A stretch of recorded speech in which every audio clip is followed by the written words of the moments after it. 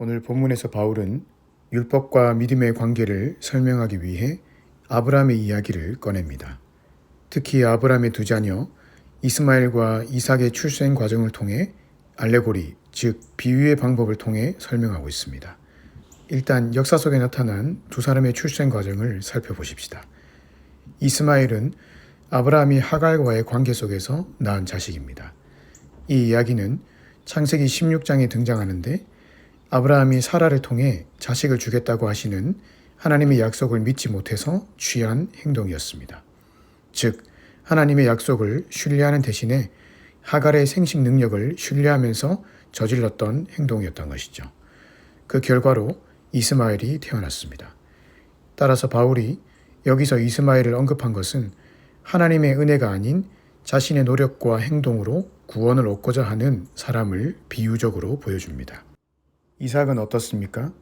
그는 아브라함이 사라와의 관계 속에서 낳은 자식입니다. 당시 89세였던 사라는 우리가 잘 알다시피 경수가 끊긴 상태였고 인간적으로는 도무지 아이를 생산할 수 없는 사람이었습니다. 따라서 아브라함이 아이 생산을 위해 사라에게 해줄 수 있는 것은 아무것도 없었습니다. 그런데 바로 그런 상태에서 하나님은 사라의 태의 문을 여시고 이삭을 자녀로 주셨습니다. 이때 아브라함의 행위와 노력이 들어간 것은 아무것도 없었죠. 오직 은혜로 말미암은 것이었습니다. 따라서 이삭은 우리의 행위와 노력이 아닌 전적인 하나님의 은혜를 상징하는 것입니다. 여기서 이제 바울은 유대인들을 향해 충격적인 이야기를 합니다. 당시 유대인들을 향해 너희는 하갈의 자손이다 라고 말한 것입니다. 물론 이것은 역사적으로 맞지 않죠. 유대인들은 사라를 통해 낳은 이삭의 자손이고 그것은 분명한 사실입니다. 하지만 바울은 지금 비유적으로 유대인들을 향해 공격을 하고 있는 것입니다. 즉, 하나님이 너희에게 예수 그리스도를 통한 구원의 은혜와 선물을 거저 주셨는데 그것을 받아들이지 못하고 여전히 할례를 통해 자신의 의와 율법, 노력을 앞세우고 있으니 너희는 하갈의 후손이다 라는 것입니다. 이 말을 들은 유대인들의 기분이 엄청 나빴을 것입니다. 자신들이 바로 아브라함과 이삭으로 이어지는 약속의 후손인데 자기들을 향해 하갈과 이스마엘로 이어지는 후손이라고 이야기했으니 말입니다.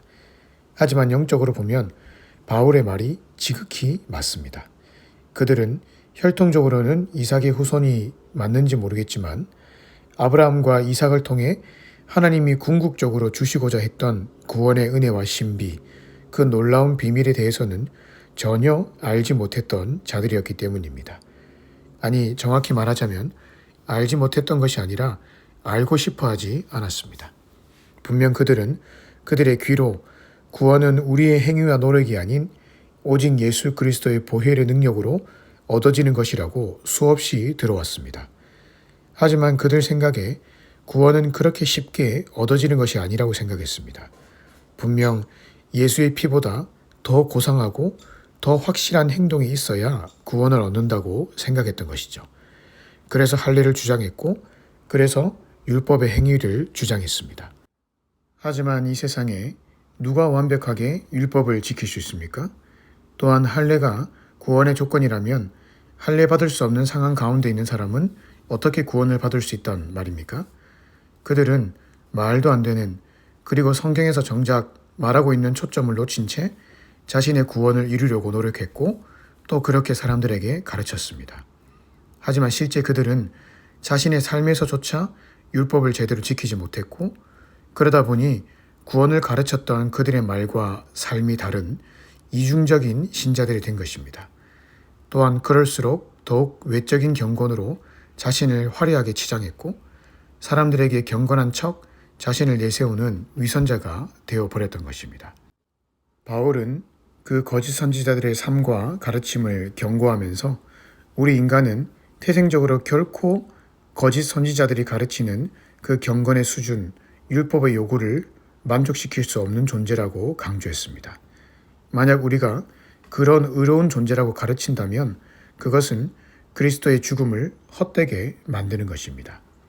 왜냐하면 우리 안에 스스로 의로워질 가능성이 단 1%라도 있다면 하나님의 아들이신 예수님께서 십자가에 달려 죽으실 필요가 없었기 때문입니다. 하지만 인간은 그렇지 못합니다. 우리 자신만 봐도 그렇지 않습니까?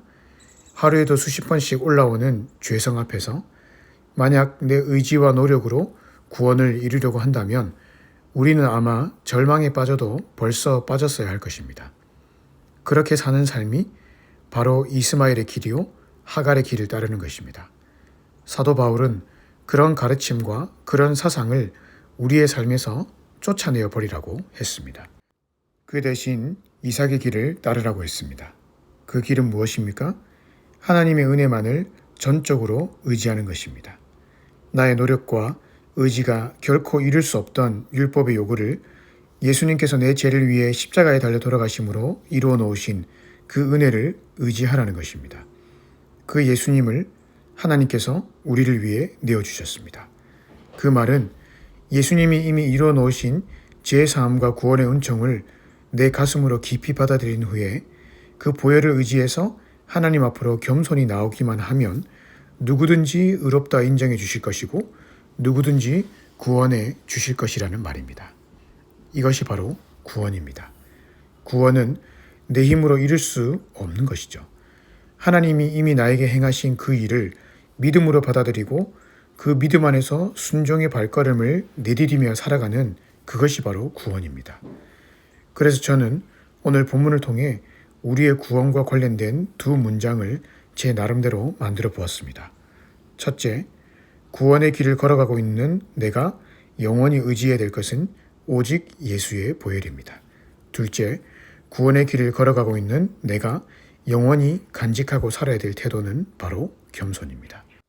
주님께서 흘리신 그 보배로운 피로 내가 구원받았음을 인식하고 그 안에서 날마다 하나님을 겸손히 의지하며 살아갈 때 그것이 바로 구원받은 자의 삶이고 구원의 길을 걸어가고 있는 것입니다.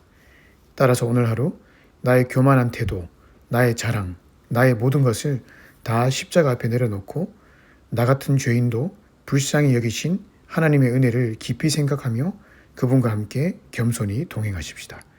그렇게 함으로 오늘 하루도 구원의 기쁨과 감격이 넘쳐나시는 하루가 되시기를 주님의 이름으로 축복합니다.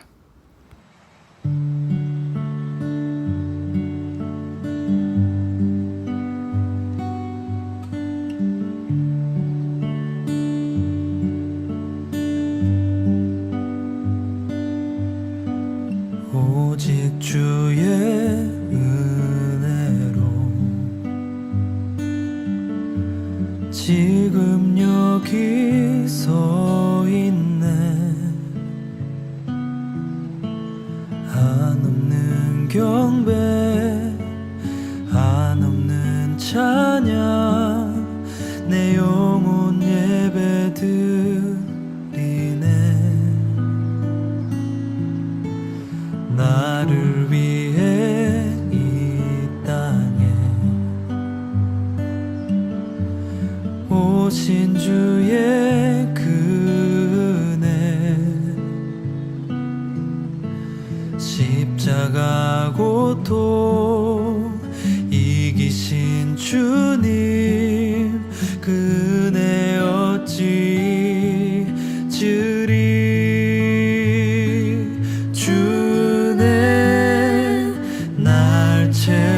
채우시네. 주네 보게 하시네. 살아가는 동안 은혜로만 살리 십자가 은혜로.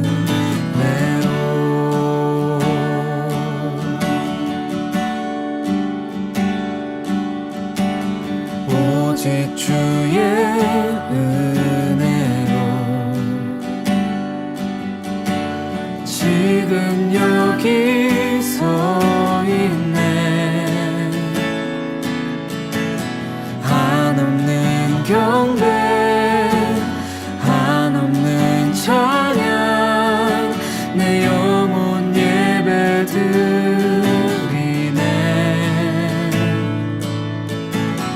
나를 위해 이